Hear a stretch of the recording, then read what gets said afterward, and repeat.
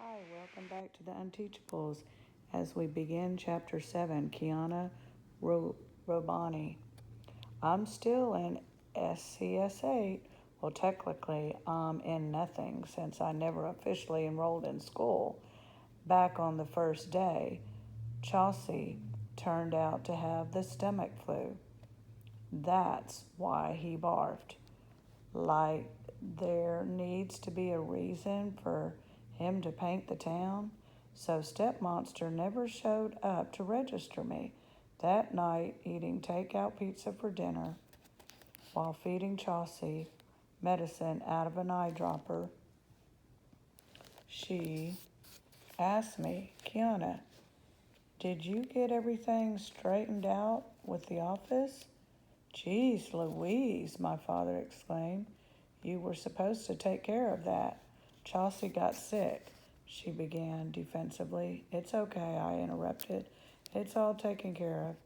I'm still not sure why I said that. Nothing is taken care of. There's no such student as Kiana Rabani at Greenwich Middle School. If I had any teacher besides Mr. Kermit, I would have been busted on day one. Once more, I'm in the Unteachables. Oh, sure. They call it the self-contained special, yada, yada, yada. But that's just code for burnouts, nitwits, rejects, and behavior problems, plus one displaced Californian. It goes without saying that I don't belong. I'm kind of boxed myself into a corner, though. It wouldn't be hard to switch out since I was never really switched in. But then I'd need Stepmonster to register me for real, and I'd have to explain what I've been doing for the past 2 weeks. It's not worth it. I'm a short timer anyway. I never changed my address from Los Angeles, so no one will ever find out there's a girl living here who isn't enrolled in school. And believe me, Mr. Kermit isn't going to notice he's got an extra kid in his class. Most of the time, he doesn't even notice he's got a class. I'm not learning anything, but even if I was in genius class, I don't think there'd be much this one horse town could teach me in 2 months. Could be even less. Mom says her movie is really going well, which means I could be back in California even sooner than expected. Fingers and toes crossed. In spite of it all, I have to admit I'm fascinated by SC-8. It's not a good class, not even close. It's kind of interesting one though. I always I always assumed that kids who end up in the programs like this are just plain dumb. Not this bunch. They have quirks, sure, but unteachable? I don't see what's so terrible about them that they can't be with everybody else. Well, maybe Aldo.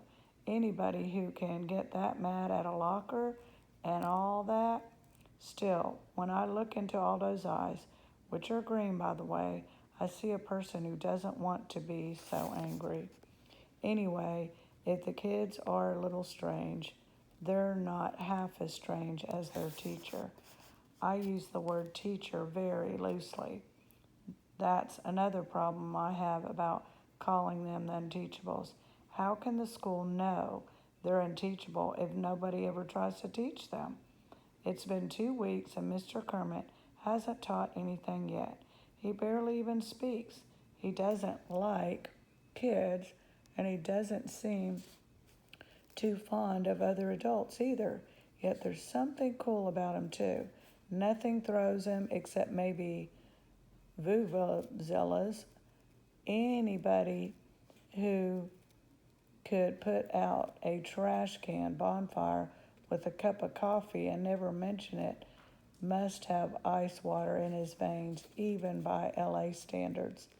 And just when you think you've got him figured out, something new about him comes out. like his secret past with Miss Fountain's mother, or when he fought like a tiger to get Barnstorm included in the pep rally. Now Barnstorm is fully reinstated to the Golden Eagles. He even stands on the sidelines at football games, leaning on his crutches and dispensing advice to the players. He has Mr. Kermit to thank for that. One day, Barnstorm is off a team meeting when Miss Fountain pokes her head into the room. Mr. Kermit, she calls, my group is about to have circle time, and we were wondering if you and your students might like to join us. Circle time? He repeats, mystified. I stare at our teacher. How could anybody in the school business never have heard about circle time? You know, I explain like the little kids do. It's just not for little kids, Miss Fountain corrects. It's for everybody. Positive reinforcement is something you never outgrow. Think of how much better our world would be if the national leaders would only sit in a circle and be kind and civil to one another. So we'll all troop over to room 115, and let me tell you, that class doesn't look too thrilled to see us coming in the door. They're seventh graders, only a year younger than us, but it's a major year for growth spurts, so they seem a lot punier. Plus, we have a reputation. That was obvious from the VIP seats they gave us at the pep rally and how quickly we got thrown out at the first sign of trouble. Miss Fountain's students are intimidated by all of us, so you can imagine how they feel about Elaine, the subject of school legends about force-feeding people pages of their own textbooks and pounding them with uprooted ficus trees. Plus, she covers literally 30 degrees of the whole circle. There really is a circle marked off with yellow tape on the floor. In the middle is a smiley face, also is a yellow tape. If my friends in LA could see me now, on second thought, God forbid, kid drivers, Unteachables, and now this Greenwich sure is some town. Mr. Kermit doesn't want to sit on the floor with the kids, but Miss Fountain does it, so he has to do it too. There's a lot of groaning as he lowers himself down, and a crack that might be from his hip joint. He balances the bucket of coffee precariously on his lap. The room is like an overgrown kindergarten class. Bright colors blaze from every wall. There are class lists with multicolored stars awarded. Every single piece of information comes in a voice bubble emerging from the mouth of a happy cartoon animal. Susie the science snake and Harvey the hall pass hippo. I'd probably like it if I was about Chaucer's age. Mateo does like it. He lives his life through fictional characters anyways. He lingers in the front of the big posters, drinking in the details of the vibrant caricatures. Mr. Kermit has to order him to take a seat on the circle. Miss Fountain even has a real animal in a glass terrarium in the corner of the room under a sign proclaiming him to be Valimer, is some kind of lizard about 8 inches long, a miniature Gorn, Mateo blurts. He's a gecko, a seventh grader corrects. Parker snaps his fingers. Like that lizard from the TV commercials? He's a gold dust day gecko, Miss Fountain explains. You can tell by the flecks of yellow in his scales. Gorns are from Star Trek, Mateo supplies, although nobody asked for an explanation. There's a reptilian race from Ch.7-8 advanced enough to have mastered space travel. A loud snicker comes from one of the seventh graders. Class, let's welcome our new friends to the circle, Miss Fountain announces. Who has a compliment to offer? Somebody's feet stink, Aldo complains. Mr. Kermit glares at him. That's not a compliment. Yeah, I know, Aldo concedes, but something smells pretty ripe around here. Maybe it's the green cage. The Gorn cage, Mateo puts in. A compliment, Miss Fountain goes on, as if no one else has spoken, is a positive comment, a well done to make people feel good about themselves. Try again, Aldo. Aldo is thinking so hard that his face screws up like Chaucer's when he's going to the bathroom in his diaper. He looks all around the circle and comes up empty. I know I'm just a short timer and it's pointless to care about people I'll never have to see again once Mom finishes shooting her movie. But my heart goes out to Aldo, who has the red hair that just won't stay combed. How must it feel inside when the closest you can get to saying something nice involves foot odor? From the opposite side of the room, a low voice announced, "That's a nice color." We all crane our necks to see who's speaking. To my amazement, it's Elaine. "I beg your pardon," says the young teacher, distracted. "Your shirt," Elaine tells Miss Fountain. "It's a nice look for you." "What a lovely thing to say. Thank you," Miss Fountain frowns at Elaine. "I don't think I know your name." "I don't think so either," Elaine rumbles back. Miss Fountain turns questionably to Mr. Kermit, who gives her a blank shrug. "That's Elaine," I exclaim.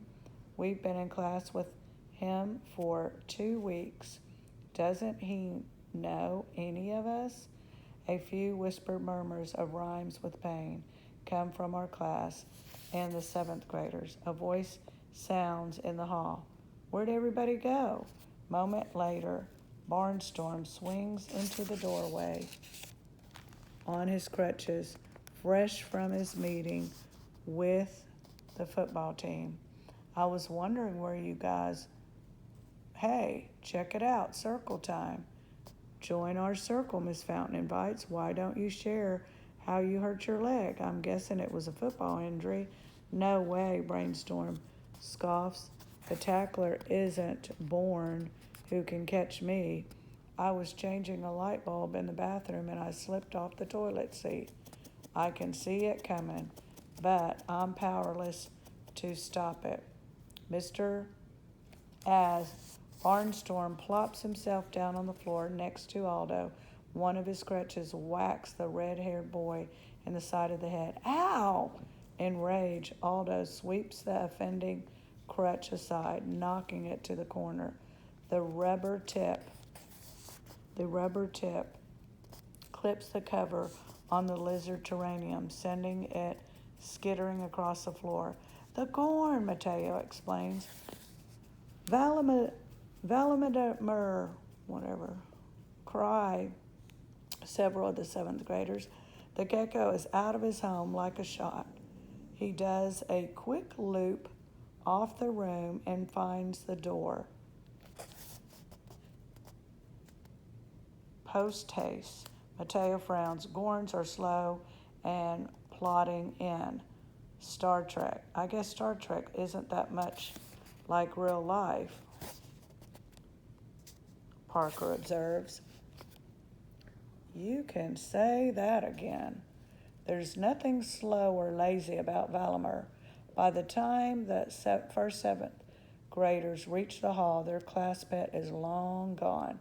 I'm kind of impressed by how calm Miss Fountain stays. She's all business on the intercom with the office describing the escaped lizard. "Thank you for a very enjoyable circle time," Mr. Kermit says formally.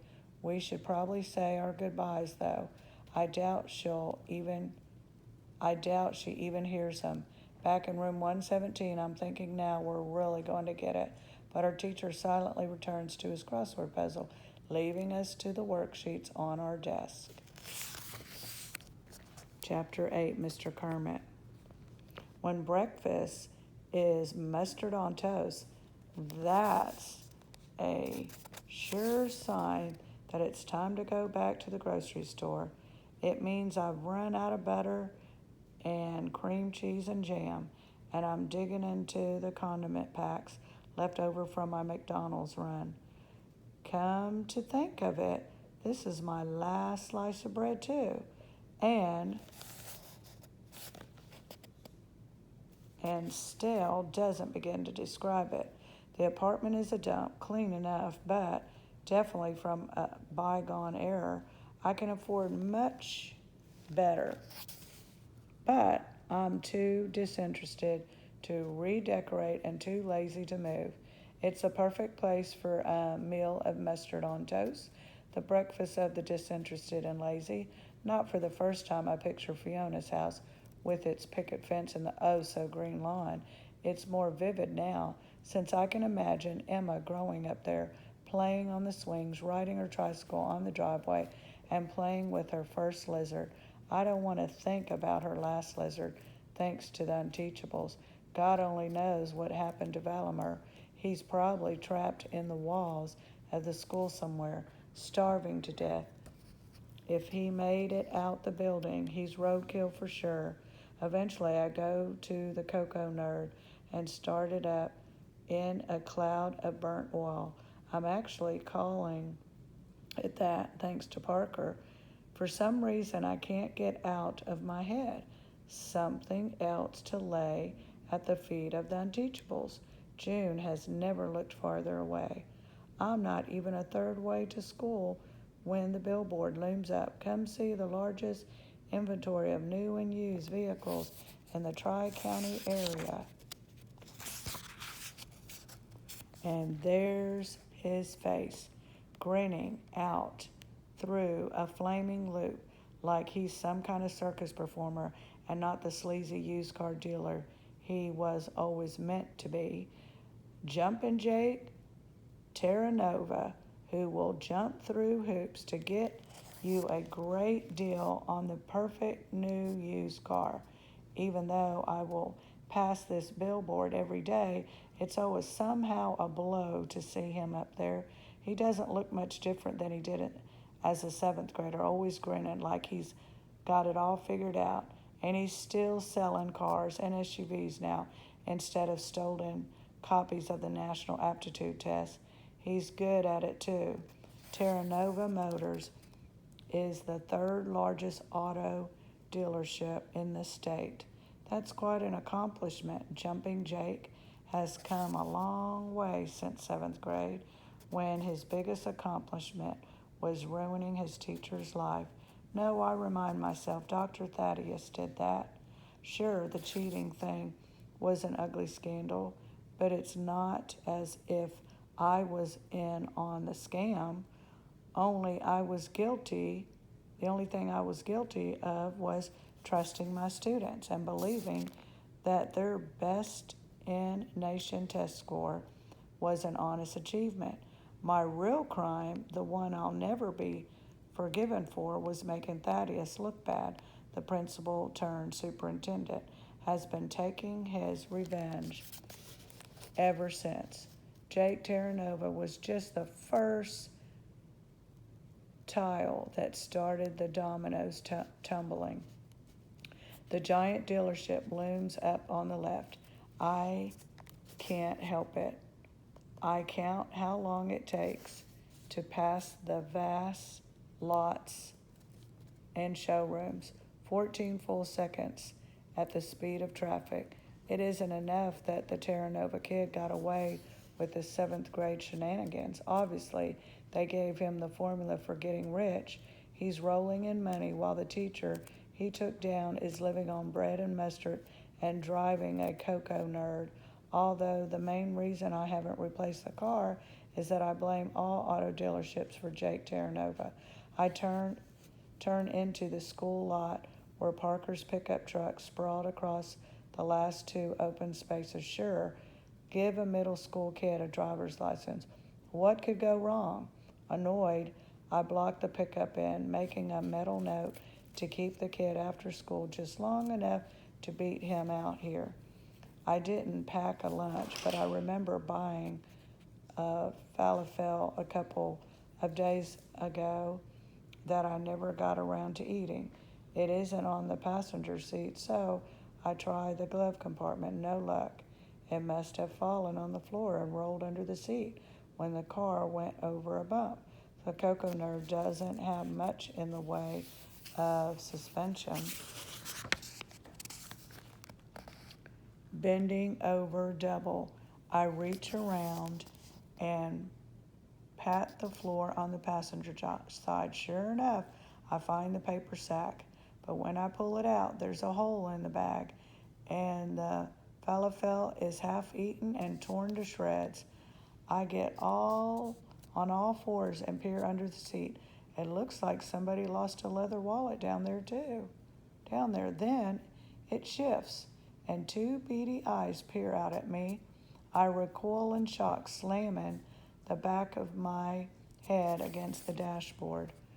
With a squeak of fear, the creature begins to scramble away, but I jam my hand in and grab it before it can escape through the hole in the floor. Breathing hard, I draw the little guy out and hold him against my chest. Valimer, I presume. In answer, the gecko poops on my shirt.